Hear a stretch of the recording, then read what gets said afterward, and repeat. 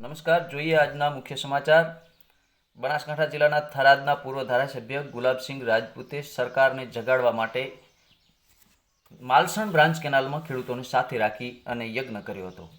બનાસકાંઠા જિલ્લાના સરહદી વાવ, સુઈગામ, ભાભર, થરાદ, કાંકરેજ, દિયોદર સહિતના સરહદી તાલુકાઓ માટે નર્મદાના નીર જીવાદોરી સમાન છે।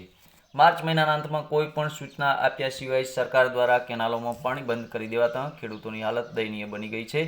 એક બાજુ ચોમાસાની ઋતુ દરમિયાન સતત વરસતા વરસાદને લીધે ખરીફ પાકમાં નુકસાન થયું છે, જેને લઈ ખેડૂતોને અત્યારે ઘાસચારાની તંગી વર્તાઈ રહી છે।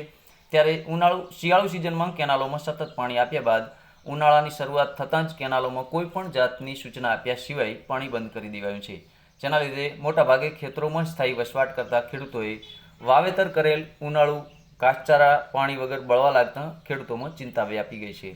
એક બાજુ ઘાસચારાની તંગી વર્તાઈ રહી છે અને જુવારના પૂળા 35 થી 40 રૂપિયાના ભાવે વેચાઈ રહ્યા છે, જે કેનાલોમાં પાણી બંધ કરાતા ખેડૂતોની હાલત કફોડી બની ગઈ છે।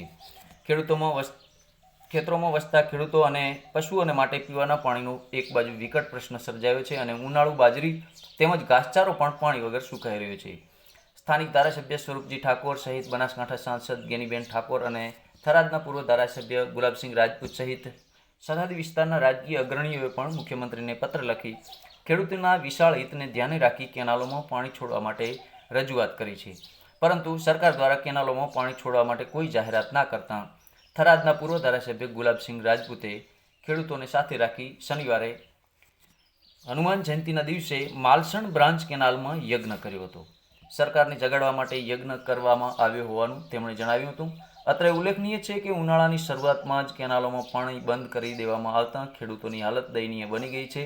સરકારશ્રીને કેનાલોમાં ઘાસચારાના પિયત માટે પાણી છોડવા માટે અનેક રજૂઆતો કરવા છતાં કોઈ દરકાર ના લેતા આખરે કેનાલમાં યજ્ઞ કરી સરકારની સદબુદ્ધિ સૂજે અને કેનાલોમાં પાણી છોડે તો ખેડૂતોની ચિંતા હળવી થાય એવો પ્રયત્ન કરવામાં આવ્યો છે।